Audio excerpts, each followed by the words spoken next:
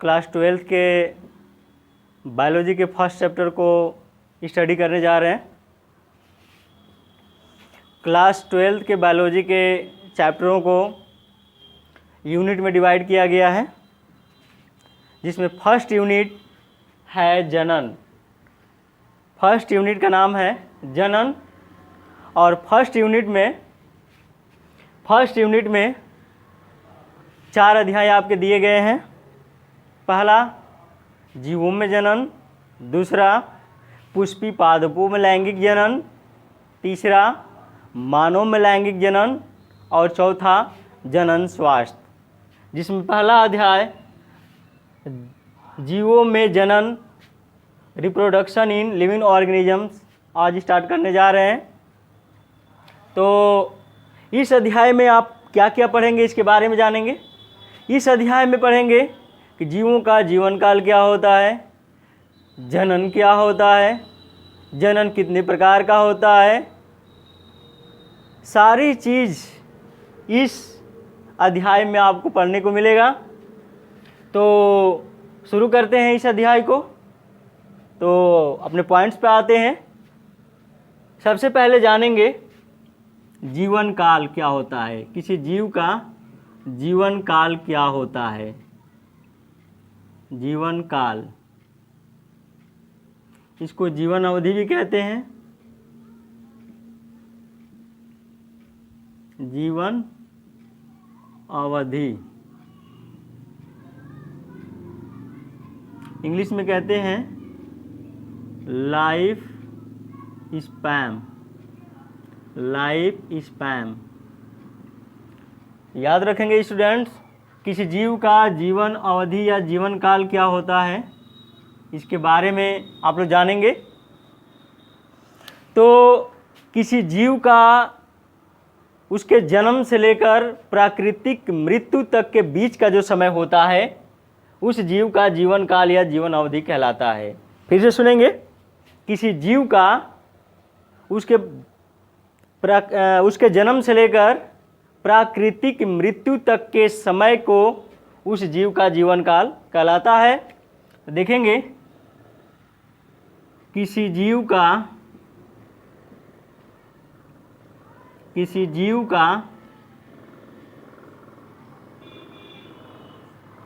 उसके जन्म से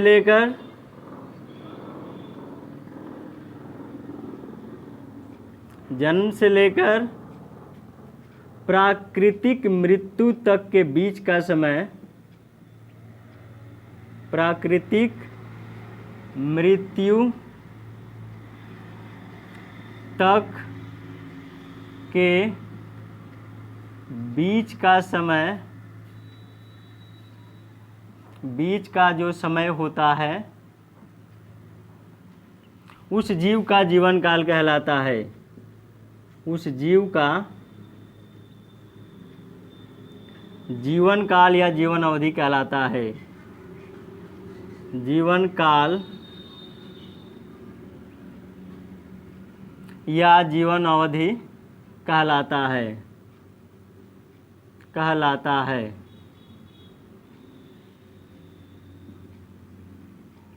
तो आप लोगों ने देखा जीवन काल क्या होता है। किसी जीव का उसके जन्म से लेकर प्राकृतिक मृत्यु तक के बीच का जो समय होता है, उस जीव का जीवन काल कहलाता है, लाइफ स्पैन कहलाता है। जैसे एग्जाम्पल्स देख लेते हैं।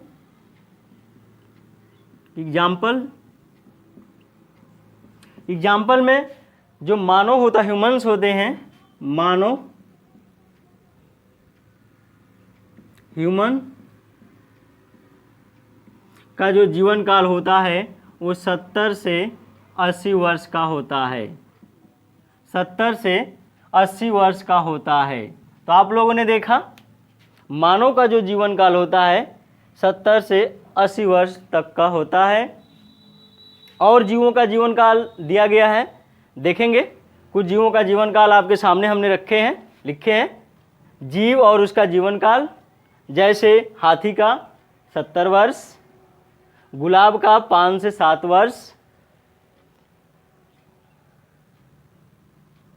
कुत्ता का 20 से 25 वर्ष, तितली का 1 से 2 सप्ताह, कौवा का 15 वर्ष, केला का 25 वर्ष, गाय का 24 से 26 वर्ष, तोता का 140 वर्ष, मगरमच्छ का 60 वर्ष, घोड़ा का 50 से 60 वर्ष, धान का 3 से 4 माह, गेहूं का 4 से 5 माह, शेर का 35 वर्ष और बरगद का 200 वर्ष। और सारे जीवों का जीवन काल आपके एनसीईआरटी बुक में दिया हुआ है, आप वहाँ से स्टडी कर लेंगे। जो इम्पोर्टेंट थे वो आपके सामने हमने लिखे हैं, आप लोग याद कर लेंगे। यहाँ से क्वेश्चन ढेर सारे आपके कॉम्पिटिटिव एग्जाम्स में पूछे जाते हैं। जैसे पूछा जाता है, यहाँ से एक क्वेश्चन जरूर पूछा जाता है कि जीवों का जीवन काल, किसी जीव का नाम दे देगा, उसका जीवन अवधि पूछ लेगा। तो आप लोग इसको बहुत ध्यान से स्टडी करेंगे, इसके बारे में इसको याद करेंगे। अब पढ़ेंगे जनन क्या कहलाता है। तो अगला हम लोगों का टॉपिक होगा जनन। तो याद रखेंगे बच्चों, जनन के बारे में जानेंगे कि जनन क्या होता है और कितनी प्रकार का होता है।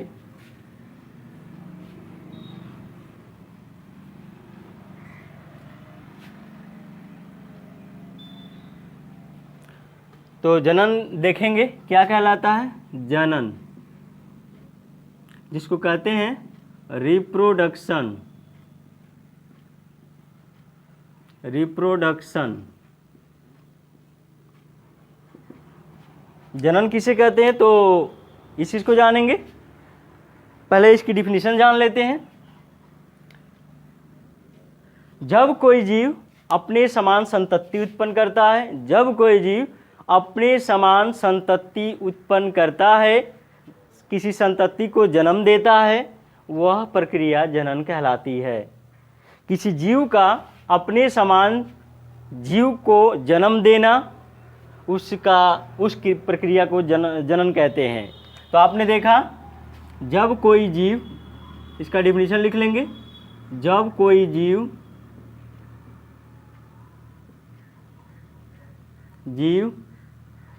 अपने समान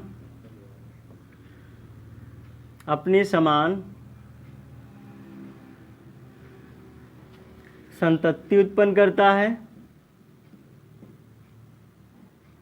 संतति उत्पन्न करता है,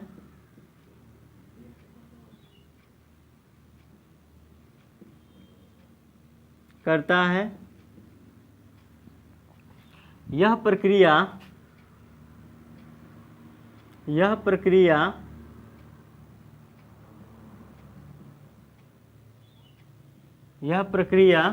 जनन कहलाती है, रिप्रोडक्शन कहलाती है, जनन कहलाती है। आप लोगों ने देखा, किसी जीव का अपने समान संतति को जन्म देना, अपने समान संतति को उत्पन्न करना जनन कहलाता है।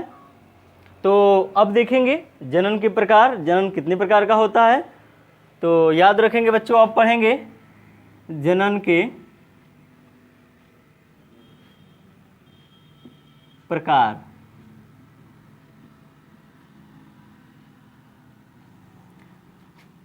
Types of reproduction, types of reproduction. आप लोग इंग्लिश और हिंदी दोनों को साथ लेकर चलेंगे, क्योंकि इंग्लिश आगे आपको बीएससी वगैरह में काम करेगी। तो इंग्लिश जानना आपके लिए बहुत बेहतर रहेगा आगे की क्लासों के लिए। टाइप्स ऑफ रिप्रोडक्शन, तो जो जनन होता है मुख्य रूप से 2 प्रकार का होता है। जो जनन होता है, जनन मुख्य रूप से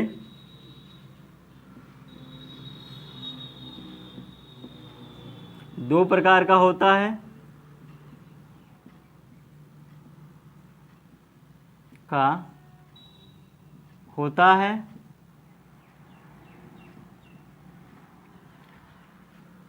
पहला है अलैंगिक जनन, अलैंगिक जनन।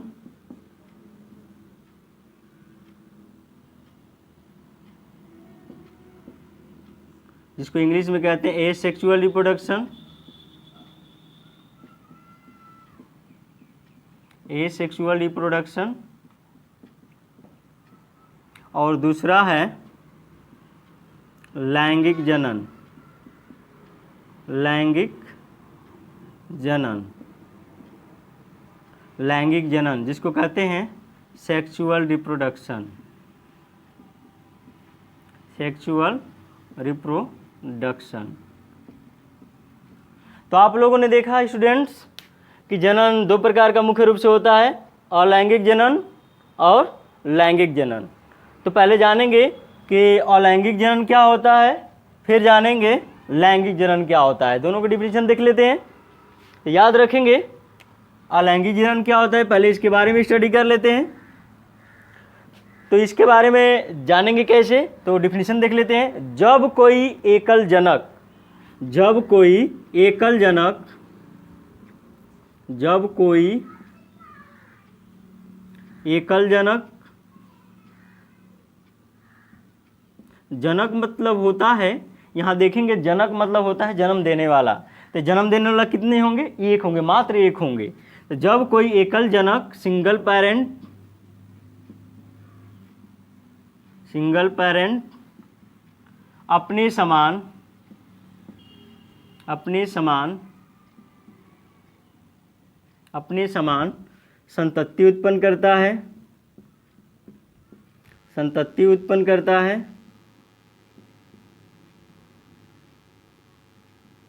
करता है तथा बनने वाली संतान, बनने वाली संतान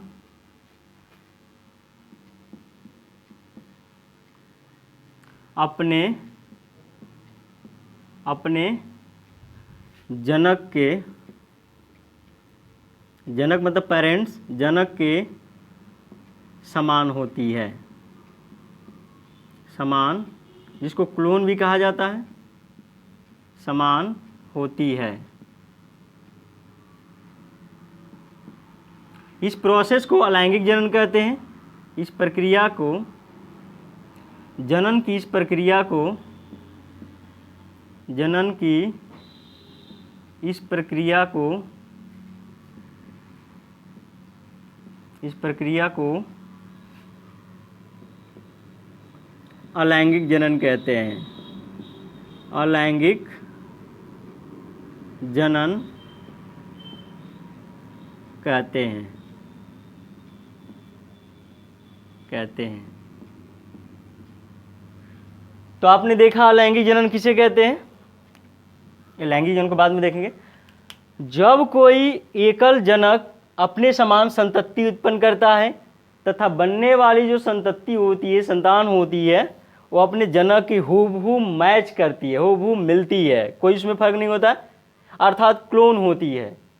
इस प्रक्रिया को, जनन की इस प्रक्रिया को अलैंगिक जनन कहते हैं, सेक्सुअल रिप्रोडक्शन कहते हैं। कई बार ये भी क्वेश्चन पूछा गया है कॉम्पिटिटिव एग्जाम्स में कि किस जनन में क्लोन पाए जाते हैं। तो याद रखेंगे स्टूडेंट्स कि यहाँ पर दो प्रकार के जनन हैं, अलैंगिक और लैंगिक। तो यहाँ देख रहे हैं अलैंगिक जनन में क्लोन पाए जाते हैं, अर्थात जो शिशु होते हैं, नई संतान होती है, अपने जनक के हूबहू मैच करती है, मिलती जुलती है। इसके एग्जाम्पल्स देख लेते हैं। एग्जाम्पल हैं एक कोश की जीव, जितने भी एक कोश के जीव हैं सब इसके अंतर्गत आएंगे। एक कोशिकीय जीव,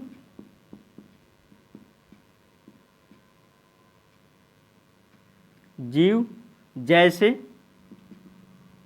जैसे amoeba, amoeba, paramecium, paramecium, paramecium, Euglena, Euglena, जीवाणु, जीवाणु, नीलहरित शैवाल,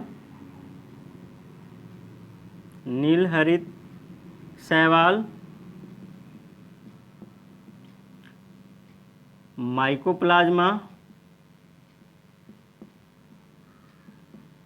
माइकोप्लाज्मा ईटीसी। तो आप लोगों ने देखा एक कोशिकीय जीव जो होते हैं लगभग माना जाता है कि उनमें अलैंगिक जनन पाया जाता है। इसका मतलब ये नहीं कि जो बहुकोशिकीय जीव होते हैं उसमें अलैंगिक जनन नहीं पाया जाता है।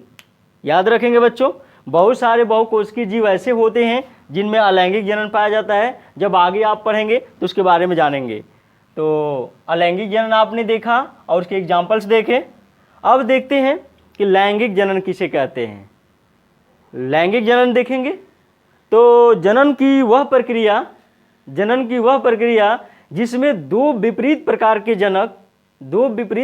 जनक निषेचन क्रिया द्वारा नई संतान की उत्पत्ति करते हैं, लैंगिक जनन कहलाता है।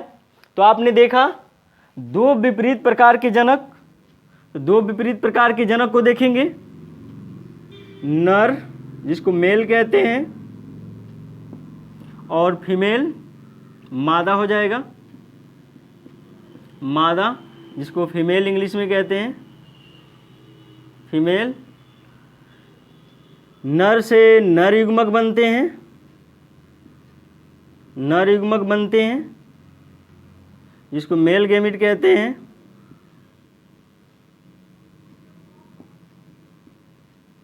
और मादा से बनते हैं मादा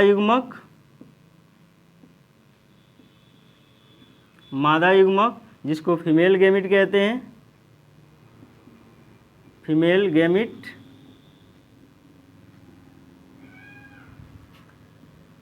नर से नर युग्मक और मादा से मादा युग्मक बनते हैं और दोनों संलयित होते हैं, दोनों फ्यूज होते हैं, संलयन दोनों का होता है।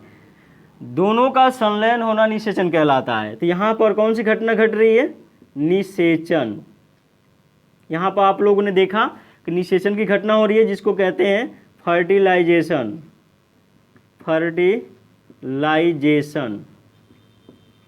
यहाँ पर निषेचन की घटना घट रही है।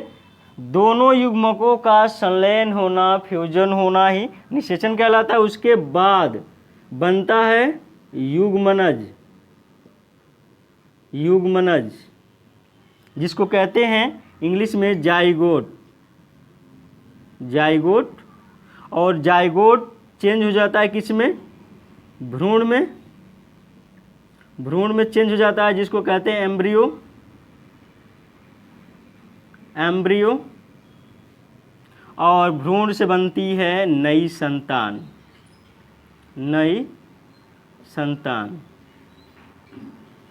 New baby. तो आपने देखा लैंगिक जनन का प्रोसेस कि जब दो विपरीत प्रकार के जनक निषेचन क्रिया द्वारा नई संतान की उत्पत्ति करते हैं, लैंगिक जनन कहलाता है। तो डिफिनीशन लिख लेंगे। जब दो विपरीत प्रकार के जनक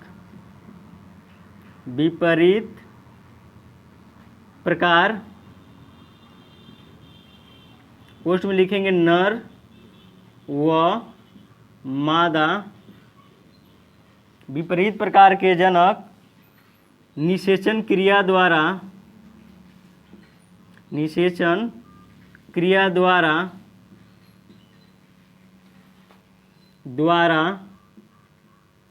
नई संतति की उत्पत्ति करते हैं। नई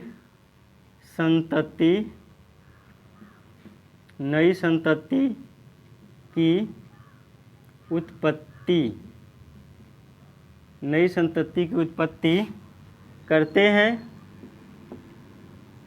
हैं लैंगिक जनन कहलाता है। लैंगिक जनन कहलाता है। आपने देखा लैंगिक जनन में जब दो विपरीत प्रकार के जनक,